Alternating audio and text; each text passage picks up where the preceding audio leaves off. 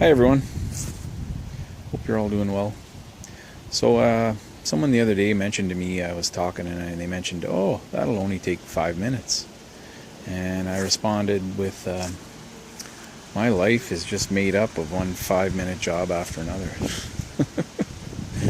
So let's just, I'll give you a little insight on what I'm doing today. And one of the things I could be doing right now is I could be sanding this whole thing down and painting it, and that should just take 5 minutes. But let's go over to the other plow. This isn't the one I'm going to use at the moment. I might not use it at all this winter, but it's here. But I got to figure out a way to get the other one out of that tight spot. So let's. I'm going to walk over there and have a look at it. Okay. I was looking at this, $70 off. It's a little swivel vise, though. I don't like swivel vices, but I'm going to show you something later on that I mounted on the back of my truck. So I'm now shopping for a vise, and I see one here, 40% off. That's a better deal. $71.99 to $77.99. And I'm going to wait for that to come on sale. That'll come on sale about 70% off. See, they got tools here, 70% off all over. That's when I buy them. I would never buy this black set. You drop one of those sockets on the ground at night or underneath the hood of a truck, you'll never see it again. So stick with chrome. Right, they've got the anodized, the red and blue, even better. Oh, these are nice. I want to show you these. That's a good deal. Gear wrenches. I'm a big fan of those. I've got a set of SAE. That's they're nice, but I want to get a set of metric to swivel. Oh, I was trying to think of SAE, Society of Automotive Engineers. So that's standard. I always call it standard, and I thought that's what the S stood for, but no. So I'd like to get a set of metric like that, and I think that's a good price. So let's go over and look at that plow and figure out how we can get it out of there. So I've got to split these two. There's a little quick hitch. Not so quick, but just got to unclip this. There, they're separate. There we go. Did that take 5 minutes? I got to move this. And then I got to move this with, so I'm going to use this to move those two things. That should take 5 minutes, I'm hoping. You know, the whole time I was working on this little tractor, this the left tire here was going flat all the time. So I pulled it off this morning. That took 5 minutes, and I found this. So I either got to pull a tube out and replace it with a new one or patch it. That should take 5 minutes. So I gotta get this fender mounted up in there. That's off another tractor, and because the wheel is spinning right here, salt ended up landing on top of the battery last winter and just completely fried the battery. As you know, salt water is a conductor, so it grounded to the little tie down there that came across to hold the battery in place. So I gotta refasten that battery in place, install this, put that tire on, and I've got this lever. I primed it a couple of days ago and fabricated it, and I primed it. I got to mount that on there. So that should take 5 minutes. 5 minutes. 5 minutes. Put the wheel on. 5 minutes. I've got this little switch box here, and I've got I went and bought some. I dug up one switch in my toolbox here. I gotta mount that in there. Run some wires to the lights. I'm relocating the switches up here rather than down underneath the seat where it was terrible. Winter time with gloves on, you can't even see that. So that should take 5 minutes. 5 minutes. So once I get this outside, Gonna clear a path, get it out. That should take 5 minutes. Then I gotta mount that quick hitch on here, 5 minutes. Install the plow, 5 minutes. You know, yesterday I was doing a fencing job, and I always wanted a vise mounted on the back of the truck here in the receiver. So I built this. It took about 5 minutes. Mounted this thing on, drilled some holes. So I needed this to do the fencing job, and a little pipe. You know, you just drop it in there. It's really handy. I think I've had this pipe vise for 20 years and I've never used it. And then I've got this here, this monster pipe cutter, and it just slips on there. And I was cutting some pipe. Cut's a little crooked because the teeth are a little beat up on it.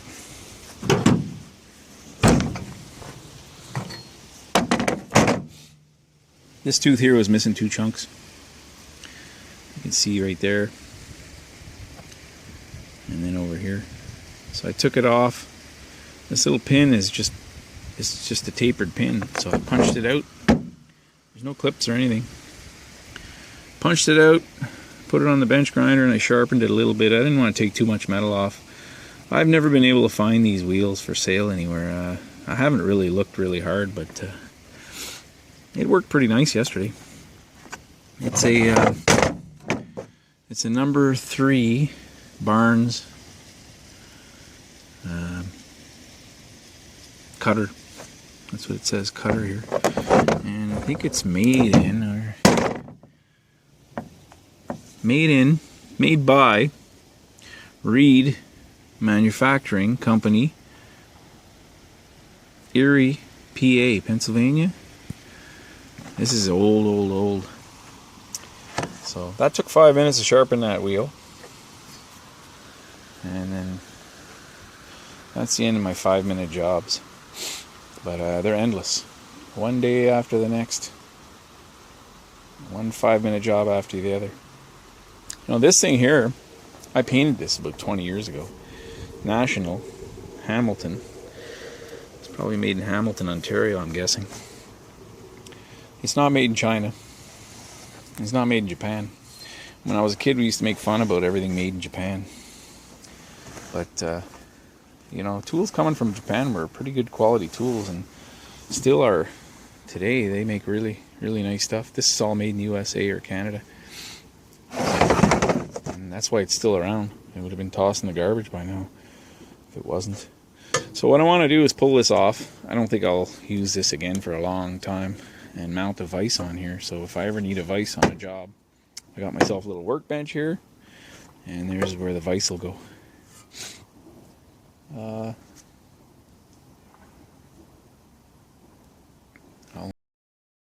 decided to patch.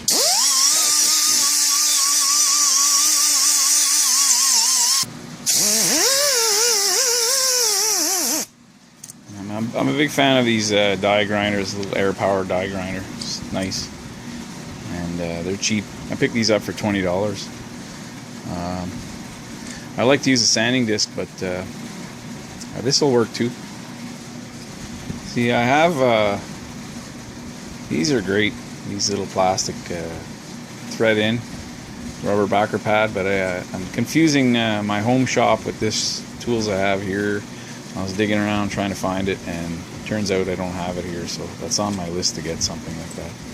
See, I got a whole bunch of these, wire brush on them. I got different attachments. One's a cutting, one's got a little cutter on it. So that's ready for the patch now. I peel this tin foil off and then put some glue on. I got the glue, and then the most important part of all is I got to deflate the tire, and then use this, and that really, you wheel that around on top of the patch, and it really makes it stick really well to this. So I got the glue on, and here's the most important part. I think this is called kneading. You gotta knead this. You gotta push like crazy and go every direction. I wasn't even gonna show you this. I don't think changing a tire is not that interesting, but this will only take 5 minutes. Okay, we can't forget to get that screw out of there.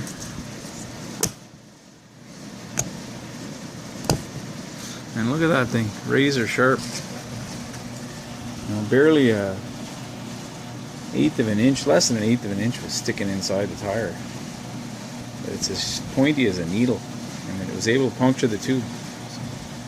Okay, before I put this tube back in, I got a nice rag here, and I just take my hand, go around the inside of that tire, and check for anything else sticking out. It could be a thorn, it could be a little piece of wire. I don't need another hole, and if there is anything else, I haven't really checked the tube everywhere. I just assumed it was one hole, but there could be 2, maybe even 3 holes, who knows? So how do we know which way this tube goes? Because there's 2 types of tubes. When you have a valve on the side of the rim, coming out the side here, rather than a valve right here, the tube you need is the one with the tube valve stem coming off the side. And I think what we have here is a tube, the valve stem comes right off the dead center, so I'm going to have to make this work. But what happens is when you inflate it, that valve, the stem here can pop inside the rim and you'll never see it again. And you pretty well have to take a knife or something and poke a hole in the tube from the hole here where it's supposed to go through, and then deflate the tire to get it off. Or just go until it goes flat, because you can't add air to it. So make sure you get the right side type tube. Somebody got the wrong tube for this. There we go. These small, and the valve stem is still sticking out here. When I pump that up, I'm going to hold it with a pair of needle nose pliers. Small rims are hard to do. Bigger wheels are not so hard, but easier on this machine. There's more to hold. You got more room to get the bead around. So let's see if we can get this done. I'm gonna have to do this. Oh no, maybe I can do it. There we go.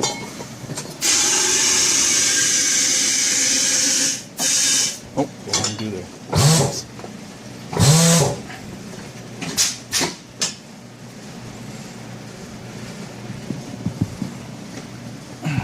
Having trouble here. Okay, it's on. Next, get the other side to do. Okay, I got this fender in here. Wasn't easy to mount. See, it goes, the only way it fastens on there is by this adjuster screw for the spring, which once I figured out, I gotta get a jack stand on here and get it up as high as it goes. Takes the tension off the spring, and then I was able to get that through. And I'm supposed to drill 2 holes in here. You see, there's a, I don't know if you can see them there. There's 2 holes right there. But I mean, this thing is so rusty. It's falling apart. So if it's stiff enough with just that 1 bolt in there, I may just leave it like that. And these gear wrenches, these are the brand name is Gear Wrench. I don't know if you can see that, but they're pretty nice. Get in a tight spot like that.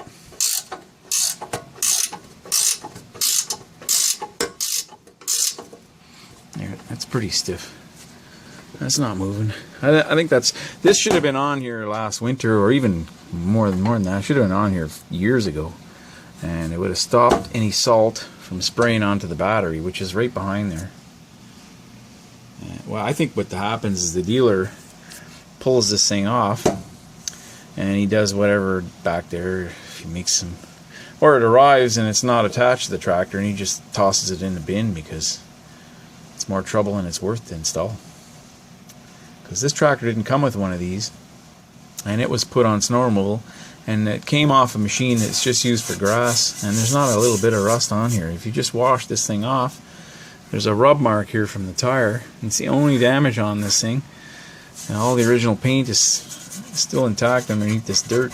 So I just hope all the shifters are going to work properly. It looks like they'll be alright. See that one? So let's get that done, get the wheel on, get it outside, and get the plow attached. Oh, by the way, The spring is, I should have mentioned why that spring is there. It's attached to the lift arm here.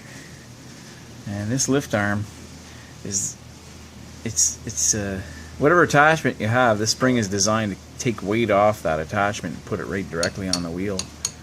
It's really nice to have. Without it, all your weight of whatever you got, if it's a snow blower, which is pretty heavy, it's sitting on the ground, so you lose traction. With the spring, it'll pull, I don't know, 100, 200 pounds off whatever attachment and put it directly on the wheel, which, you know, makes it work better. So there it is. It's on and it's really stiff. I tightened it right down. I'm not going to bother drilling up here. And there's supposed to be 2 holes up here. I'll do that. I'm going to order this new floor next spring.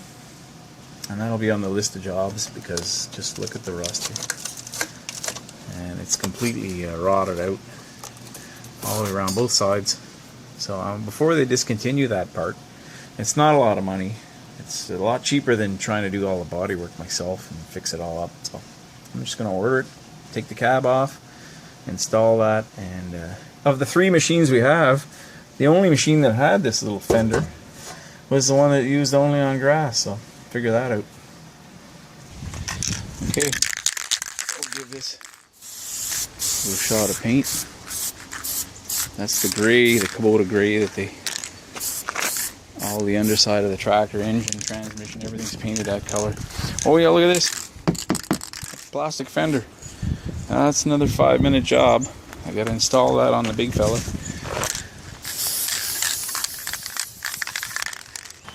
Okay.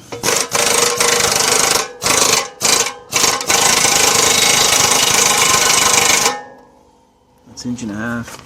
It's a huge bolt in there. This one's tight. That's all it mounts up with, 2 bolts. 1-inch diameter bolts. The socket I need is 1.5 inches. Okay, that's on. So I'm going to drive this machine over there and see if I can get it in that tight little corner and get that plow on. Okay, look at that. It went right on. So, it's not normally this easy to get this thing on, but I still have to latch it though. I'll back out of there and do that.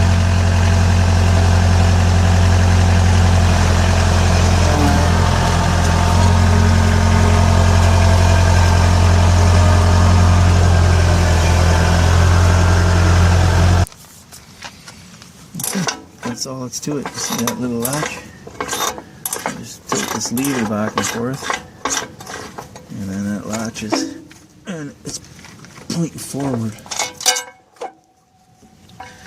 and it's on. That's it. It's on.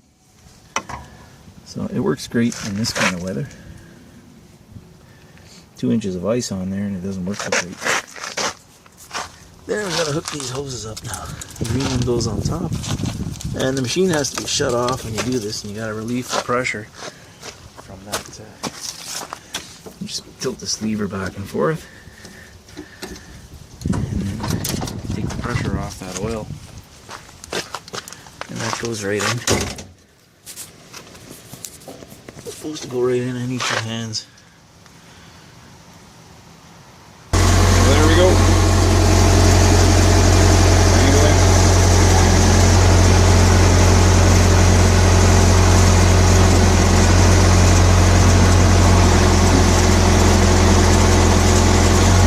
Up pretty high. I gotta give it a little oil. That's ready for winter.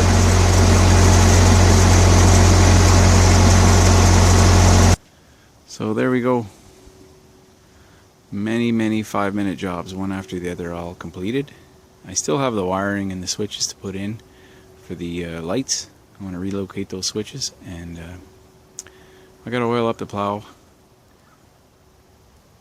The other thing I'd like to do is install the salter, but it's at the building.